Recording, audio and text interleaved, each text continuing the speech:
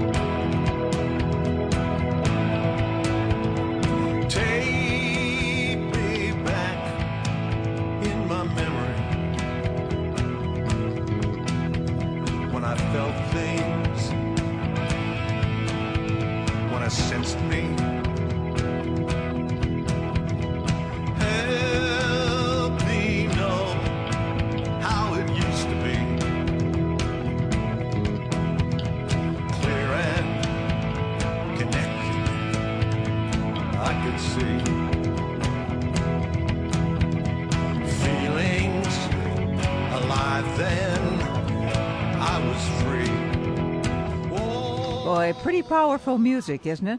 But he's a pretty powerful guy. Why? Well, he was born during a severe thunderstorm, and his life was pretty stormy after that. From soda jerk and salesman to alternative medicine practitioner to singer-songwriter and healer. Terry Hyde helps to heal mind, body, and spirit.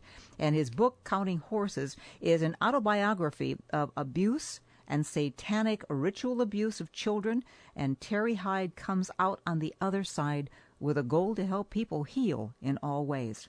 And again, we'll tell you more about the music that you just heard from Terry's CD. Terry, nice to have you with us on the show. That's nice to be here. Okay, let's talk a little bit about this abuse. Abused by whom? Your family, strangers, and satanic? What was going on? No, it wasn't my family. My parents were rocks and really were there to help me through a lot of things as the time went on. But actually, this happened due to an injury that I had to my right knee, and it was very serious. And I ended up at a hospital in Salt Lake City. It was the old county hospital. Mm-hmm. And later on, I discovered that the county hospital was kind of a hotbed for cult abuse. Wow. And I found that out firsthand with the experiences that I had there. Like what? Well, there was actually it was torture. It was all the horrible things that cult abuse does. I mean, in my book I call it a freak show, and the reason is it's just so off-scale bizarre, the kind of things that they do, and it makes it almost impossible to try to explain to people afterwards. This is why people that are cult abused have such a hard time, is because it's not very believable, and they do these weird things. And like I said, we could talk about the details. My book does talk about the details, and it makes it a little bit of a difficult read because it talks of the man's inhumanity to children. But it was some pretty rough stuff. And when we talk about man's inhumanity to children, man's inhumanity to man, it's like it never goes away, does it, Terry? It's epidemic, and I believe it's probably getting worse. I've read statistics, and they're just staggering. About how much abuse is going on in the world, and men don't report it as often as women do. Sure. And so we have greater statistics for the women than the men. I can't quote you all what they are right now, but they're very high. And to me, it feels like an epidemic. Well, and it's an epidemic not only in this country, but worldwide. People, killing other people in the name of religion. And it's like, excuse me, that's not what religion was meant to be. Religion was to love your fellow man no matter how they believe or what they believe. And we're not at that. We're killing each other for, and I don't think it's religion either. It's money and power. Power and money. They're interchangeable. And you know what, Mary Jane, the interesting part about it, it's easy to understand for most of us how the crimes of passion, crimes of power, crimes of greed. But with the occult, these people crimes are crimes for the love of doing evil. That's something a little off scale. That's something that not very many people understand. It's very difficult for any decent person to say, how can we murder people? How can we torture people, children, for the love of evil? But that's precisely what they do. Now, you were only 5 years old when this happened to you. That must have sent you down into a psychological darkness. When I said that it did. When I said that my parents were rocks, I think without the experience that I had in my home, I doubt that I would have made it emotionally out of the county hospital, quite frankly. So, did you tell them? I mean, how did you, or could you even tell them? I mean, as 5 years old, how do you explain something like that? You know, I threatened them one time in the county hospital. I knew my dad was coming to visit me, and I said, I'm going to tell my parents.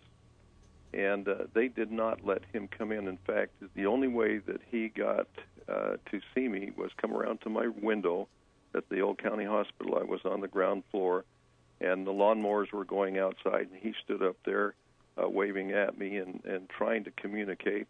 And I remember as a little kid just screaming, Dad, they're hurting people in here. Oh. And he just kept waving and smiling because he couldn't hear a thing.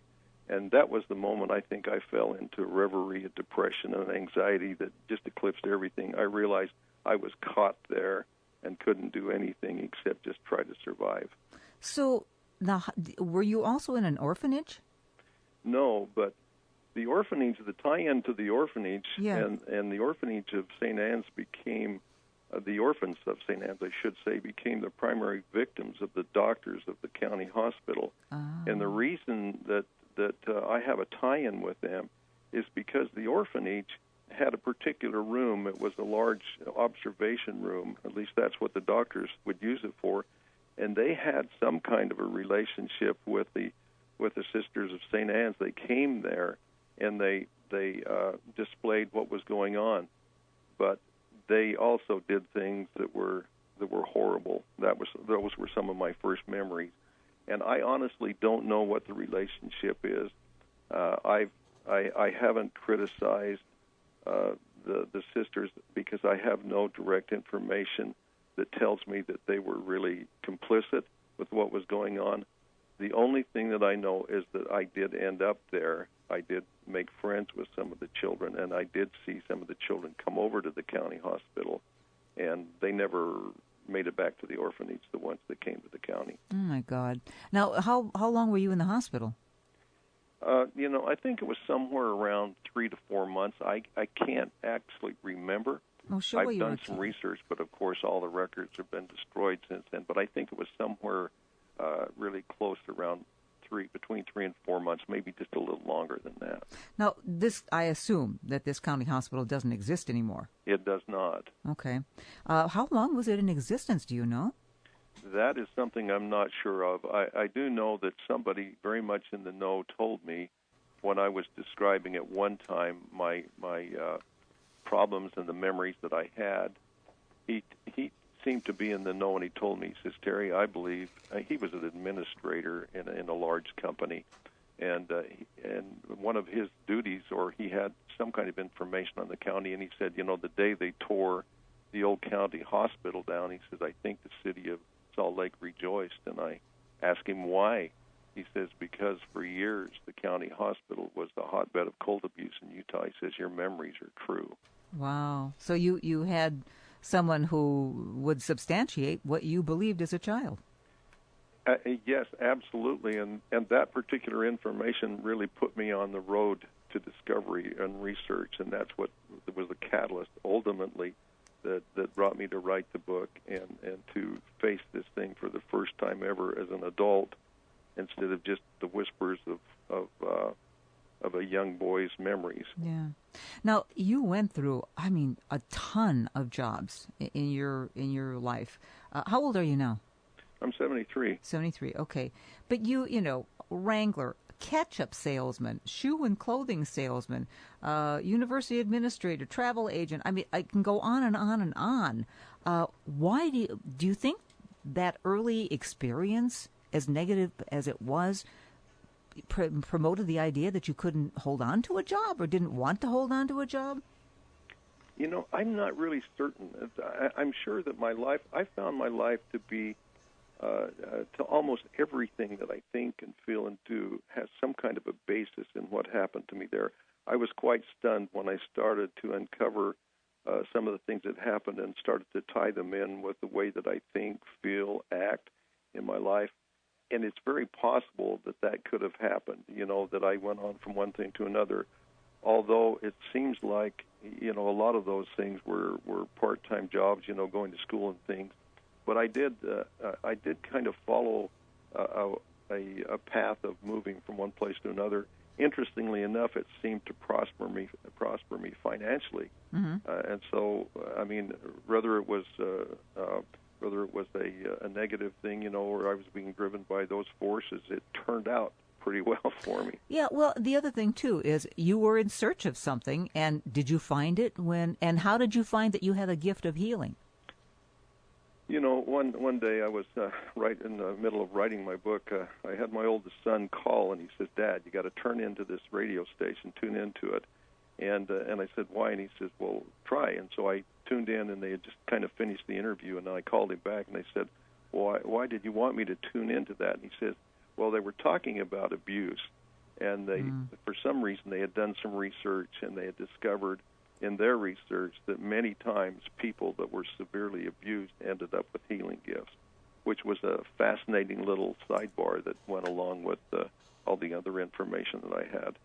Amazing. So how did you start out, and how did you work with people? Did you try it to see if you had the gift, or did you know instinctively that you had the gift? Well, it was interesting the way that happened. My wife and I went to a lady who does reflexology. Maybe a lot of your listeners will know what it is, but it's a manipulation of the feet, that relates to various parts of the body. And she made a comment after one of our visits. She said, well, just before one of our visits, she says, "Terry, please don't give me as much energy as you did last time." She says, "I was up till 2 a.m. cleaning my house." And I said, "What do you mean?" And she said, "Well, you give energy." And I said, "Well, everybody gives energy." And she says, "No," she says, "but the kind of energy you have, oftentimes people have healing gifts." And that actually started to grab my imagination a little bit.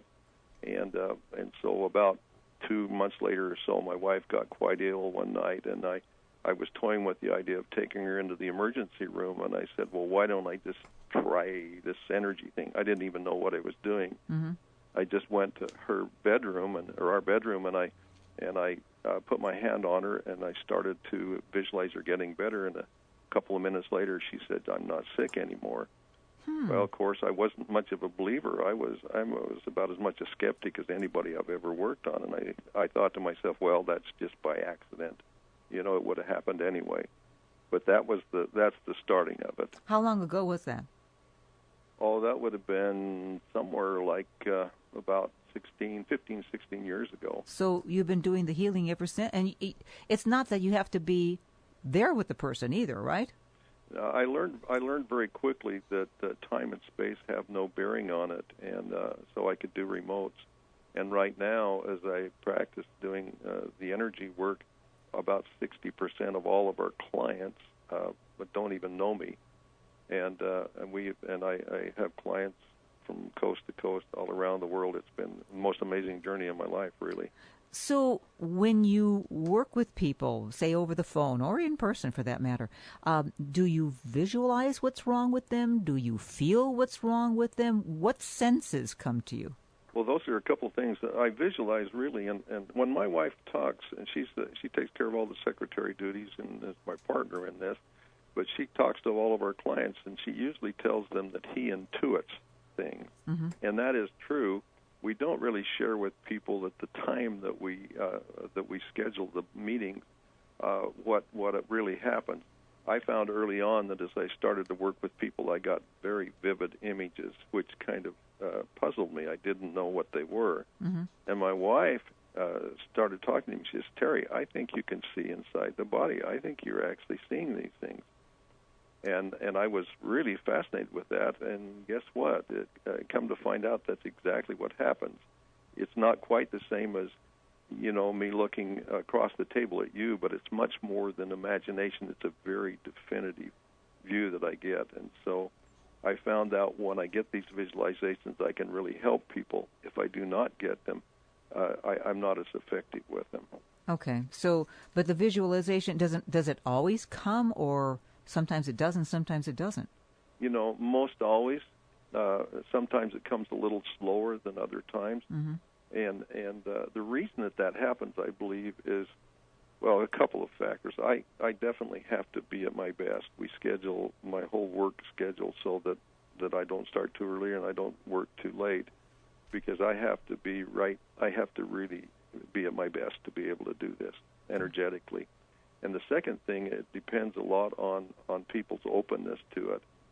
It's granted, not many people come to me and say, well, I'm coming to you, but I don't think anything's going to happen. They come with an expectation, so they are pretty open. And also age is a factor with people, general health.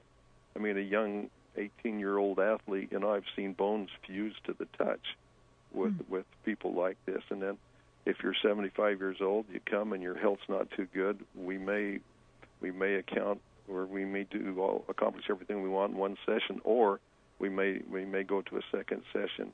But those are some of the factors that really play into this. And the visualization, and answer your question specifically, is very much tied in with the person's openness towards what I'm doing. Not everybody is at the same level, but those that are at a high level of acceptance, really, my visualizations usually are very strong with them. Now, how did the music come into this? Say again? How did the music start for you? I've always loved music. I've always had an ability to write songs, and so I started writing, and I decided, wouldn't it be cool to write this, as I'm writing this book, to do a musical depiction of it? And so it became a concept project, where we wanted to put a book and the music together. And here's the beauty of it, too, is that I found that when I wrote the music that I got the same feelings that I do when I do the healing. And I said, is it possible that this music is also going to have an impact, helping people emotionally and starting to heal? And I found out that it does. Fantastic. I've had so many people talk to me about it, that have listened to it. And so there is a power in the music, and that didn't surprise me too much, because I know that I had the same feelings, the energetic feelings I have when I go in to work on somebody. And that's basically how it came about. Now, where can they get your book, Counting Horses, and where can they get the CD? Okay. If you want a hard copy of the book, basically you need to go to my website. It's called countinghorses.com. Okay. And you can order it hard copy. If you want to get digital or download kind of thing, then I'm on about 7 different storefronts for my book. Amazon being one of them? Including Amazon, Barnes & Noble, even iTunes. Oh, good. And so you can just go Google that and get to those folks and get it that way, or you can order my music directly from iTunes and CD Baby, and there's probably many others. You would just have to, and go to WT Hyde. That's an important thing too, because Terry Hyde is how I do my healing. Oh, okay. But my professional name, music-wise, and the book authorship is W.T. Hyde. W.T. Hyde. Okay, great. This has been fantastic. I want to finish with a little bit of the song Words of the Children, because I think this is how it all began for you, and the progression that you've done, and at the stage that you're at this point. And I'd love to have you come back again so we can talk more about this. I'd love to come anytime you would like. And, I honestly thank you for inviting me. Well, I honestly think that everybody has a little bit of that power in them or gift in them, but someone like you has the major gift. It's just God gave us all gifts. And some people stronger in one area than another, and I feel Mary Jane, that's exactly right. And I often tell people, you take 1,000 people and give them piano lessons for a year, and probably every one of them would be able to sit down and play simple melodies. But there may be 1 or 2 possibly that in 3 months or virtuosos, and they could start to play symphonies. There you go. And so, yes, I believe in gifts very strongly. Fantastic. I'm definitely going to have you come back again, because this has been very enlightening. Thank you so much. And keep up the good work. We need more of you in the world. I surely will do that. Take care now. You too. Again, that's Terry Hyde, but you can go, it's W.T. Hyde for the music and the book. And you can go to, of course, countinghorses.com. That's his website. Find out more information there. It's all about you on Poppoff. That's what we want to do, and we want to make sure that you know that on a regular basis. Listen to Words of the Children by W.T. Hyde.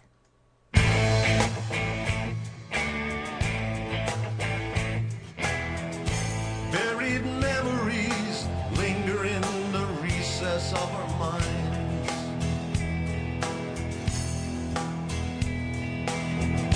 Shadowed images weeping in the darkness left